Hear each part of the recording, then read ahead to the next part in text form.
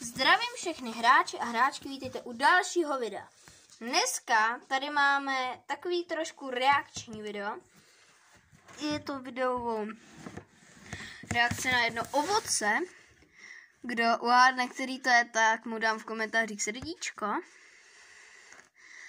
A jdeme na to. Tak, tohle je ono. Trošku se omlouvám, že mám jakoby počmáraný stůl. Nezdrhej. Mám počmáraný stůl, já vám na to rozsvítím normální světlo, protože tu mám zaplý ledky.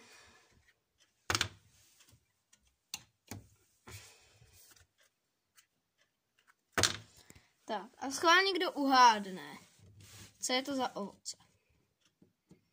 Jenom tak dám blíž.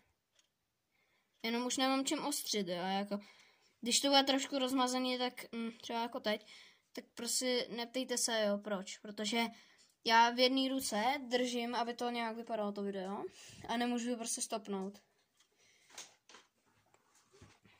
Ani prostě nic.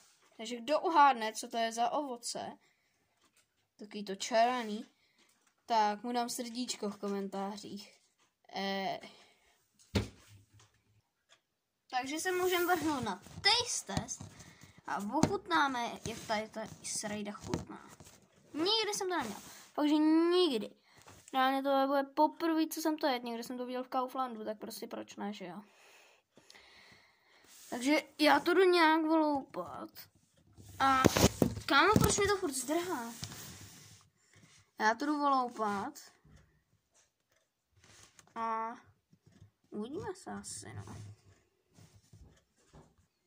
Tak, už to mám voloupaný. No. A jak můžete vidět, kámo, krásně se to leskne, jinak tady jsou ty obaly z toho. Je to fakt tenký, takže kdo to pozná, co to je za ovoce, tak mu dám srdíčko, kámo. Tohleto. Kámo, ono to chvilku zaostří prostě. Ano, dobře, no. Ano. Yes, jo, zaostřilo to. Takže jdeme ochutnat tady tuhleto hovno. Je to mega dobrý. Jako fakt, že mega. Je to fakt, kámo, hodně dobrý. Ona je uprostřed takováhle pecka, která se nejí. A pardon, že tam furt stekám ten prst, jo. Já za to nemůžu, já mám úplně mrtvý prsty, prostě z mrazu. A no, tak trochu mi tam padají ty prsty.